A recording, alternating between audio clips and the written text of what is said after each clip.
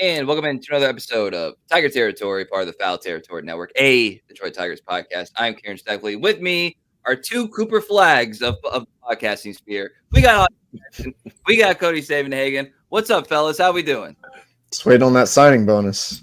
Hey, bring that through, and then we can start talking like that, right? Bring that bonus through. Well, we are recording this a couple hours after the Tigers secured another series win at 8-0 victory over the insert city here Athletics. And since we're recording this shortly after the game, we're going to do a little thing that I like to do every now and then and just kind of like lean into a overreaction, prisoner of the moment stuff about what we just witnessed. And I got to say, watching that game, then kind of thinking back about, the way it went down, that might have been the biggest flex game the Tigers have had this season. Like, they just they hit them with that flex. They hit them with that flex today because, what are the Tigers made of? They're made of opportune hitting. They're made of great pitching. They're made of guys that you haven't heard of or you, didn't expect having great outputs. And that's exactly what we saw. We're going to talk about Dietrich Enns. He shoved. Chase Lee, the side armor, what does he do? He just comes in. He doesn't give up runs. Torque hit a home run, a guy that us, the Tigers, all of baseball kind of wrote off coming into this year. Torres, a guy who seemingly didn't really have a true home in free agency until he inked a deal with the Tigers. He has the home run. We'll talk about him a little bit later, too. Jahmai Jones, anybody? Turns out you just give this guy at bats and he's going to produce, especially against left-handed pitching. And then Zach McKinstry, literally anybody in baseball over the last 3 years could have had Zach McKinstry. And the Tigers grabbed him a couple of years ago, and they held on to him when there were people, kind of president company included, saying do you really need Zach McKinstry? As I said before, he's a home run short of the cycle. Might have had the greatest game in the history of Major League Baseball for a guy who got thrown out twice.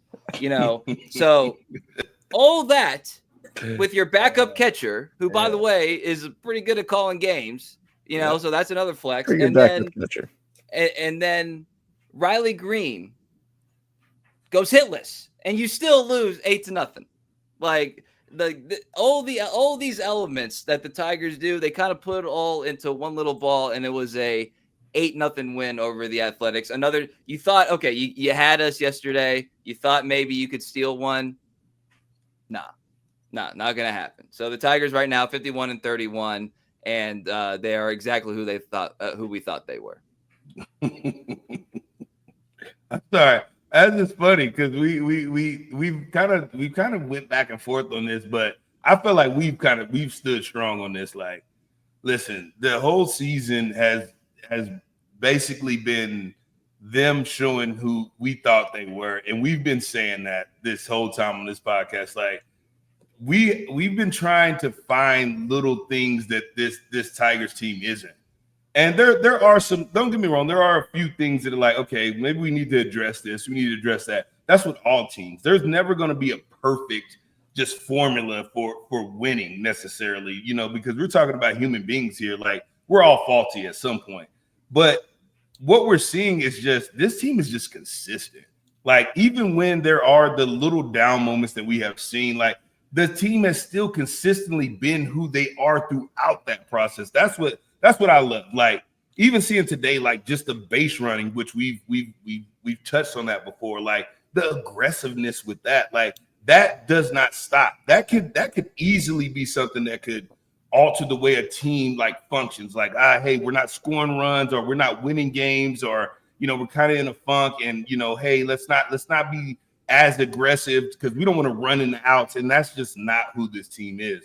It is full on throttle every time this team is on the field. Every time the Tigers hit the field, it's like they're trying to make a statement of like, this is who we're going to be no matter how we're doing. We are going to put the pressure on you. And it's not just with our bats. It's with the way that we played the game.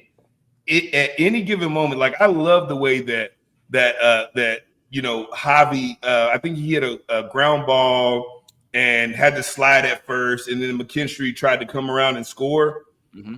I don't mind it. I do not mind the aggressiveness of that because it keeps teams like on their toes every single play. There is no play off with this team. Like you cannot take a play off because this Tigers team will take advantage of that. And it's special, man. And I truly believe that's why they're in this position, because the consistency with that, the consistency of we are going to be who we're going to be. We're going to be them Gritty Tigers. And they're showing that each and every game. And I love it, man.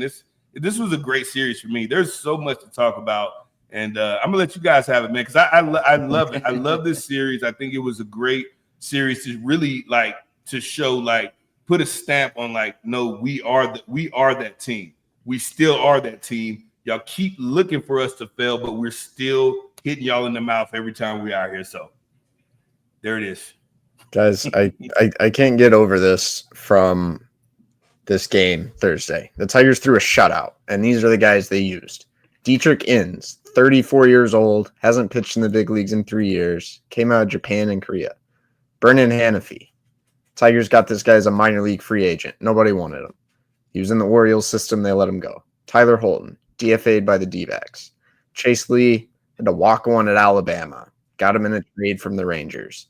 Will Vest was a 12th round pick. Mariners plucked him in the Rule 5 draft once, gave him back. All of these guys except Will Vest were products of the Scott Harris era. The Tigers, we know they've gotten really good at finding talent and then procuring talent. This is getting creative, and this is getting value at a time where your pitching staff has been tested. We've talked a lot about that. Look, we've talked about the value of Chase Lee, but it's not accident either. Like, there were times last year where, like, where are they getting these guys? Joe Blow, and he comes in, but it's not an accident. Dietrich Enns has a 5-pitch arsenal and a changeup that's become really good. Brennan Hanafy has an outlier sinker. Tyler Holton got an MVP vote last year. He's got a tremendous sinker and slider. He didn't throw a sinker until he came to the Tigers. Chase Lee, deceptive release, good slider. Will Vest, not the same guy he was a few years ago. He used to throw 94. Now he's sitting 97, 98. There are some things this organization's doing really well, and I think today was a quintessential example of that. Just look at how they pieced together the pitching. Look at where they got these guys. Look at how creative they are and how good they have gotten at development. And you can start to understand why they have the best record in baseball. Well, you know, that was actually, I'm glad you showed that graphic. And by the way, if you subscribe on YouTube, you can see that as Cody's talking. I forgot to include, and then just for kicks, throw in an all-star closer / like shutdown guy at the end because he hasn't pitched in a week, and we just kind of want to get him some work. And Will Vest there at the end in an 8-0 game. I mean, that's a flex too. Like, let's be honest about that. It is remarkable. It is something that, like, sometimes I feel like, man, I'm being like too repetitive, like talking about this, and I don't know what choice we have when they keep doing it. Like, they keep repeatedly doing it. We're gonna have to keep repeatedly talking about it, and so, like, it's remarkable. Like, sometimes those words get thrown out too much, but it's remarkable. And Cody, I did want to bring up Torque real quick because I don't want to get lost in that, because this was a guy, we hadn't talked about him in a second. This is a guy who kind of been through it. What was it? 2 for 32, 2 for 30, yeah. 2 for 32. He got off the schneid with that home run. I remember thinking, man, he was plus 400. They must really think he's going to get a hold of one. And then, like, his bat at bat, he got a hold of the changeup outside and pulled it. You put on X, Cody, that, you know, he's not letting that stuff bother him. I wonder if if you could expand on that, or just, like, real quickly, is like, this is a guy who, when things were tough, he would show, so, like, when they were getting, like, really tough the past couple of years, he would show, like, that negative emotion, and obviously understandably so. But this year, we talked about the changes with the swing, the changes with, like, the personnel around him and being more open to things. But this was a real example of seeing a different aspect of Torque changing in a way. Is that, like, he's not letting that stuff get him down? Well, there were times the past couple years that he's looked totally lost at the plate. Have you ever thought he looked lost this year? I don't think I have. He's had a few of these kind of mini droughts where he's been 3 for 30 or whatever. That's happened, I think, 3 different times. But for the most part, he's still had pretty good at bats. Hit the ball hard, hasn't always fallen.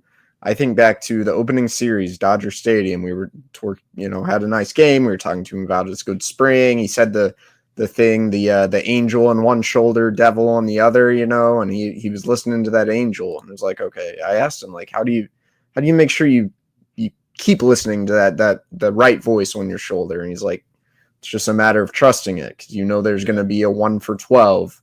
And then what do? Am I going to change? Am I going to come out of my approach? I think we'd seen Spencer Torkelson come out of his approach in years past. He hasn't really done that this year. So I asked him again today, like, are you proud of that? The batting average is down to 224. Don't love that. But 17 homers, still playing at a borderline all-star level, still giving you pretty good at bats almost every time up. That's pretty impressive. And that's what experience does to you, though. Like, at some point, you start to realize, like, what can I control? What can I control? Who am I? Who am I as a player, as a person?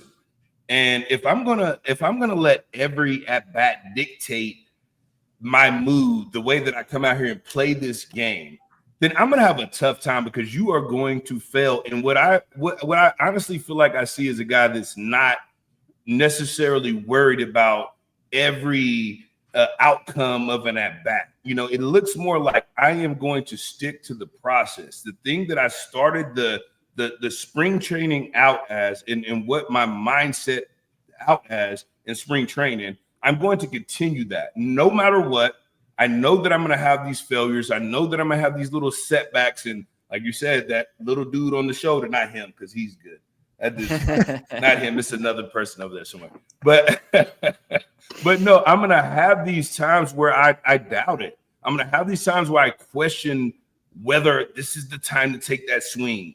And there have been times where I've seen it where he took that swing and it was like, okay.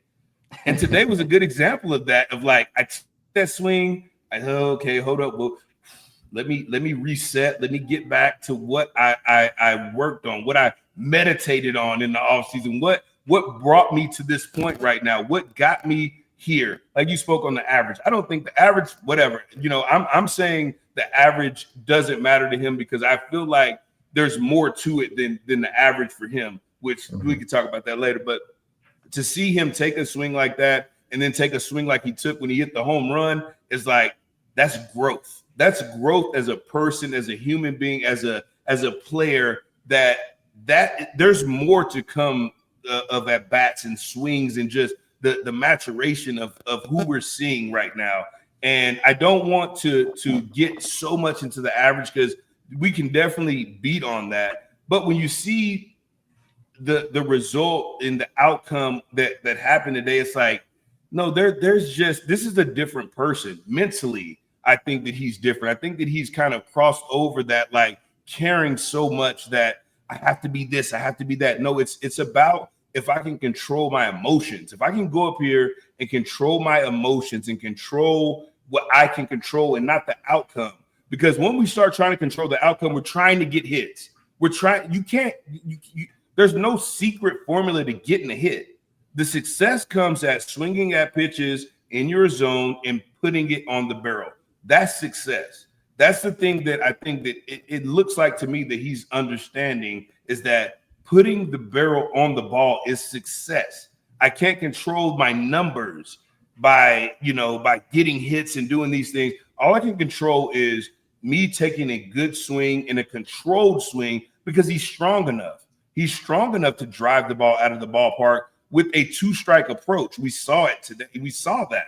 We saw him drive the ball out of the ballpark when it was like, this is not the time to be trying to do that. He was able to do that. So I think that there's so much growth with him, and I don't want to look at necessarily, the numbers. I love the home runs though, and I love the timing of the home runs. I do love that. Like, it's like, I don't want you to try to hit home runs, but I love when you hit them though. Like, because they, that's you. Don't we all?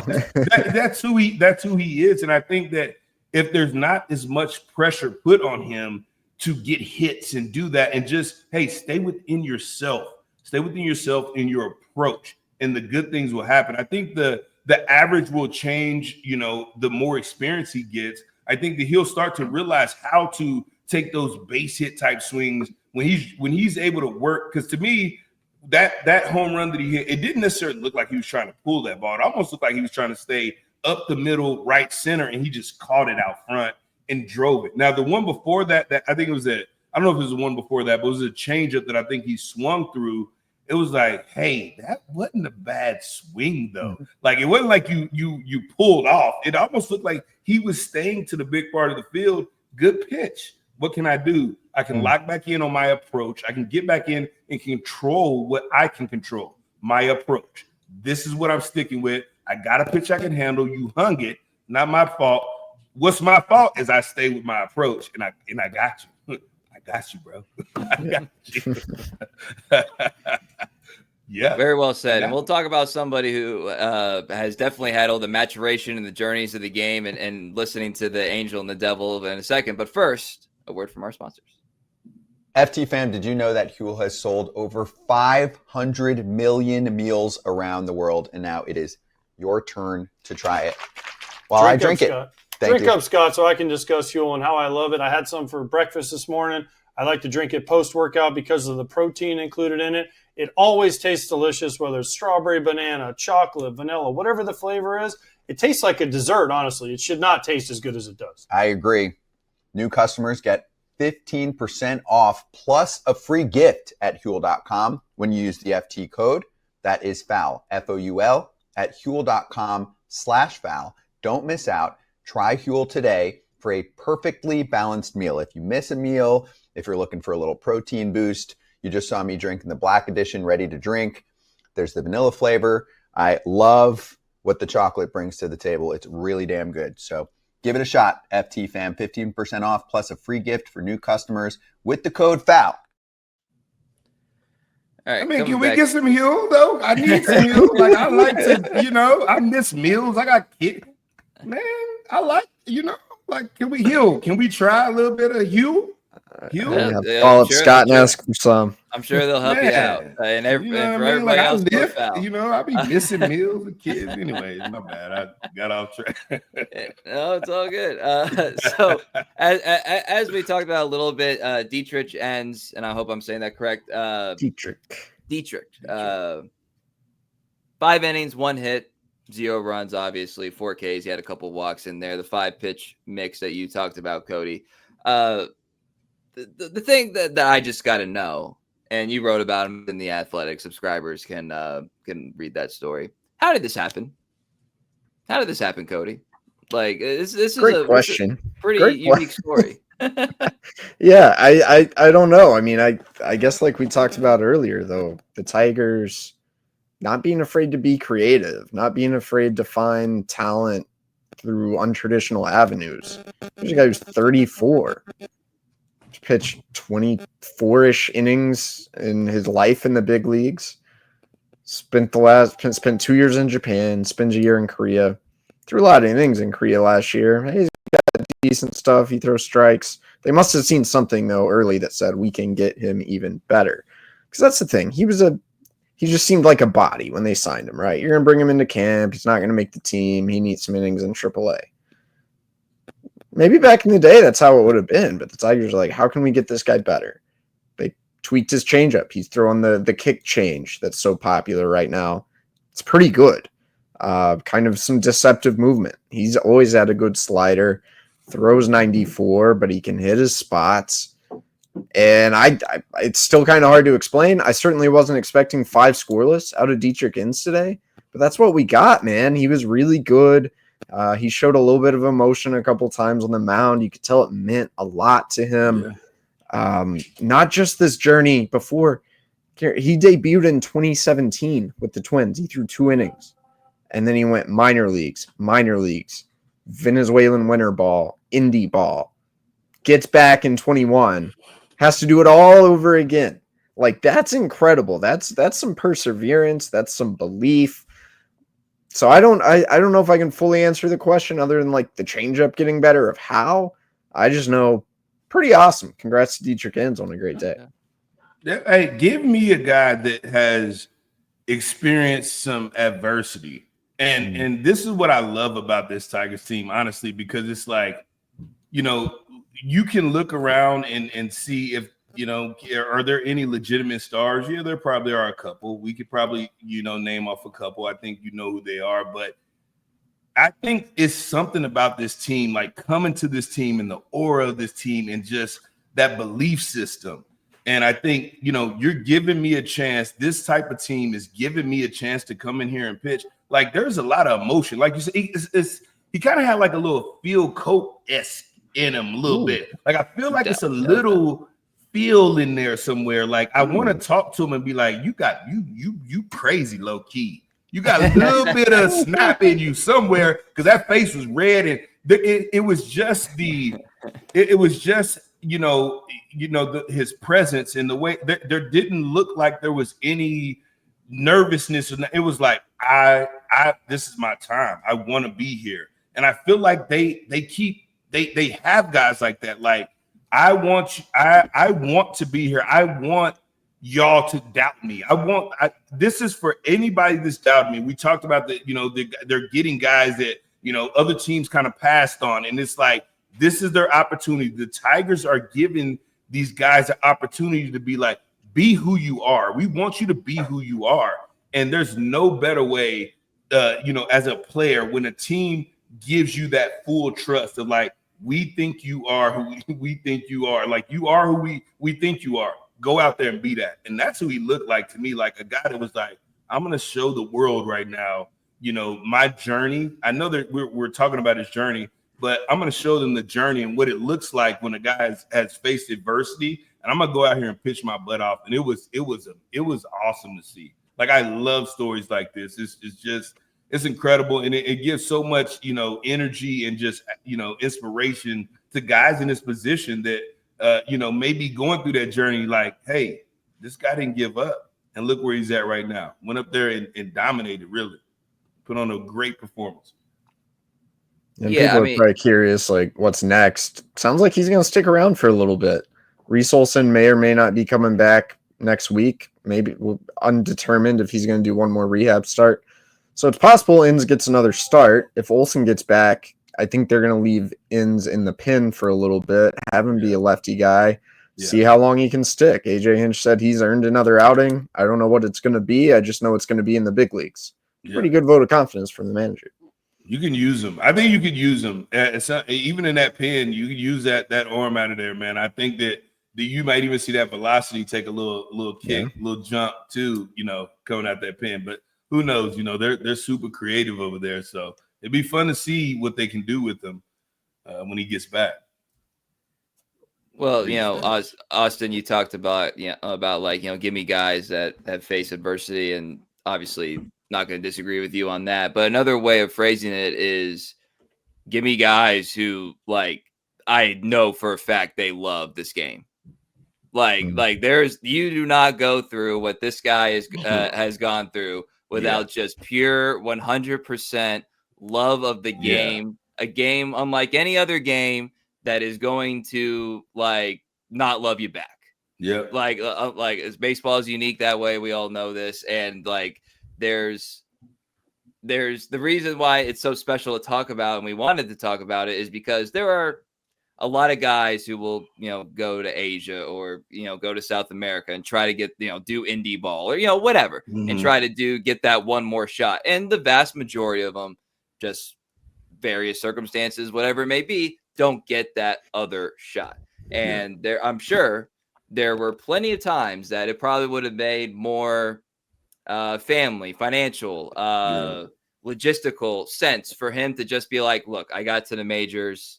I accomplished a dream. It's time to move on with the next thing in my life. And there would have been nothing wrong with that. But the fact that he kept going and had this moment. And that's another thing too. I always try to remember, like, he could give up 20 runs the next time he goes out there. He still had this moment. This moment still happened for him. And it's special no matter what happens from here on out for Enns. So that's the thing I keep coming back to, is that, like, even if it's not baseball, do you think you love this profession? Do you love it Do you love it this much? Yeah. Do you love it this much? Because I don't know if you do. You probably don't.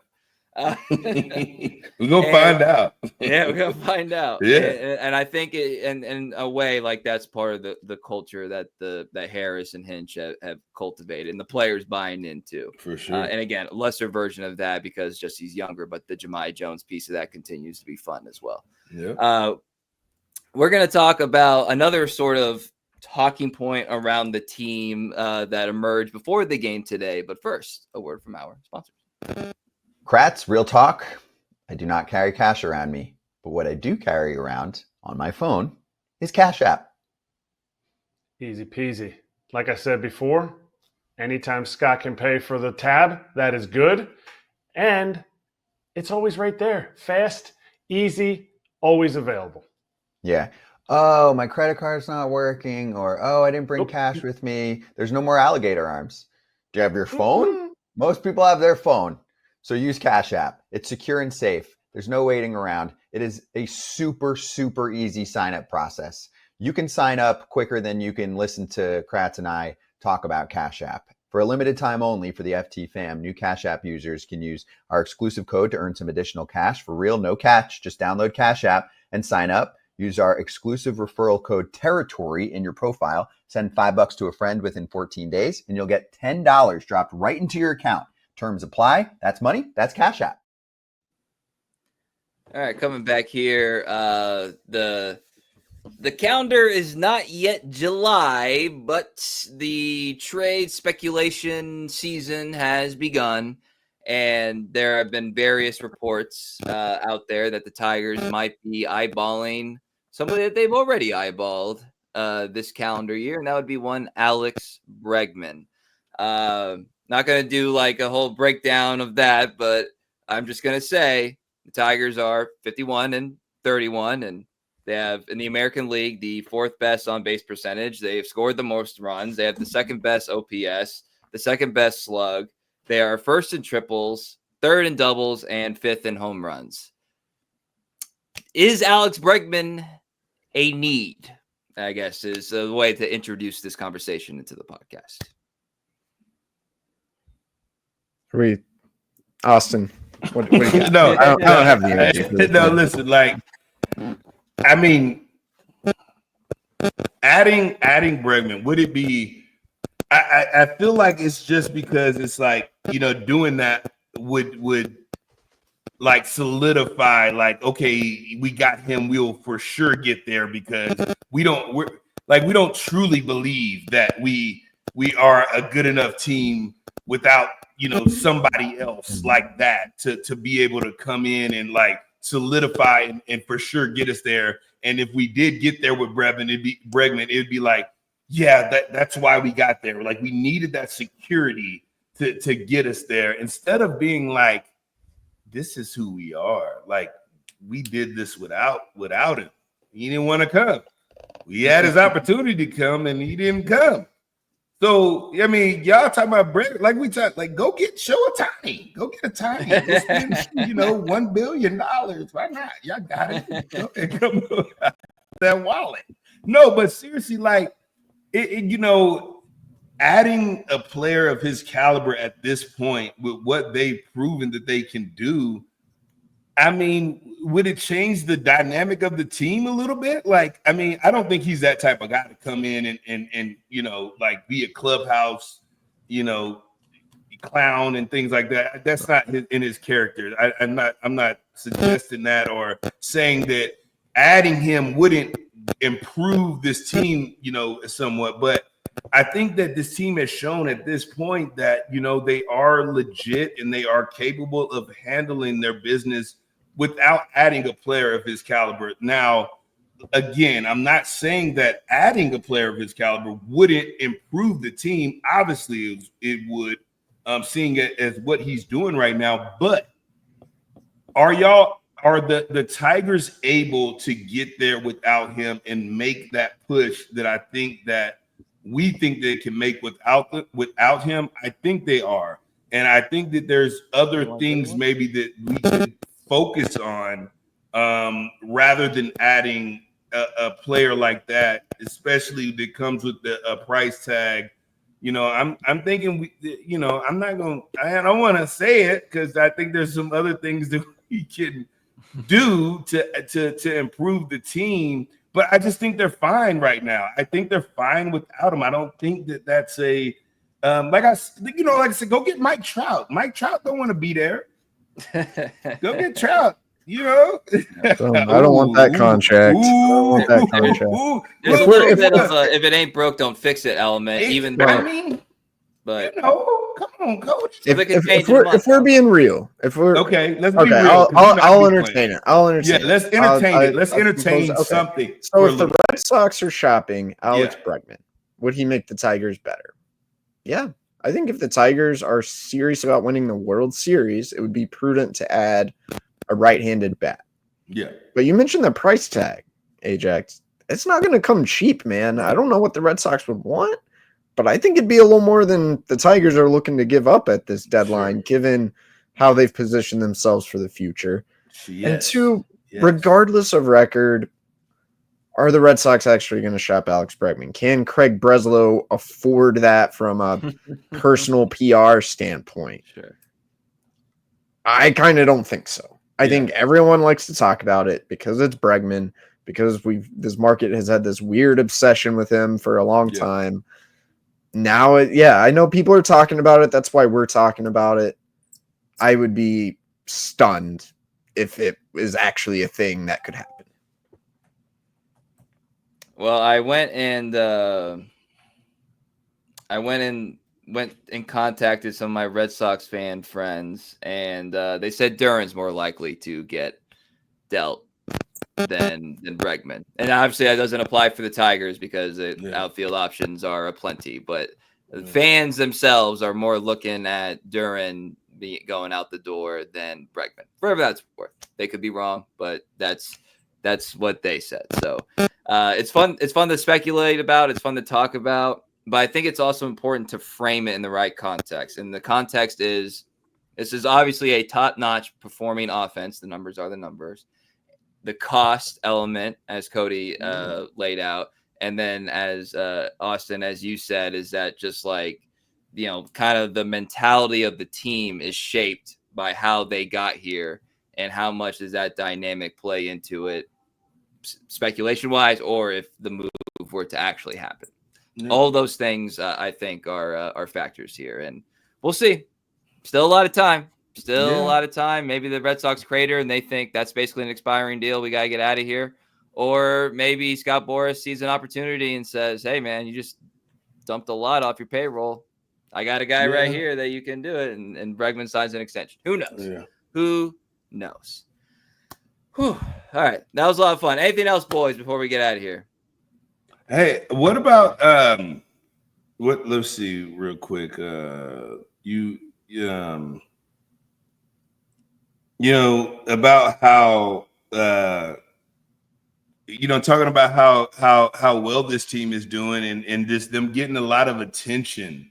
Sure, and a lot of people, questioning, I think, whether this is the truth. And granted, like we've definitely talked about this before. It's not something new, but I think it's always fun to kind of revisit, like, because when we talked about it before, like there was still a little question in there, like, well, are they that good? And I don't know if it's, as a player, when I played, like I didn't care about the outside influences and the media saying, is this team that good? Like I knew where my stance was with where we were at in that clubhouse. And it was no doubt. I was like using that outside energy as fuel, absolutely using it. And I don't have any doubt in my mind that they're not doing the same. It's like the more we talk about it, the more people question it. I feel like that gives this team fuel. Like you're giving a lot of guys that maybe have been looked over or questioned or even just like, can this team or player even play in the big leagues? Like you're giving people, players, human beings, like gritty guys like that fuel to be like, I am going to prove you wrong the more you keep giving that that doubt. Like you keep questioning that. And I think they just have the right group of guys, honestly, to prove everybody wrong. Like, and I think it starts with Scoobs, man. I think this dude is just he's just a different beast, man. Like, even meeting him, the energy that he gave off, like, this dude don't know me at all. And, you know, I didn't know him, but he was like saying sir and stuff, like, hey, yo, first of all, stop that. Like, hold on, I might come back. I might be in here with you. Stop, boy, what you talking about, sir? I might come here with a jersey on. Stop playing with me. But no, seriously, it's like I think it starts with guys like that, like the energy, just the emotion of just Detroit, man. Detroit baseball.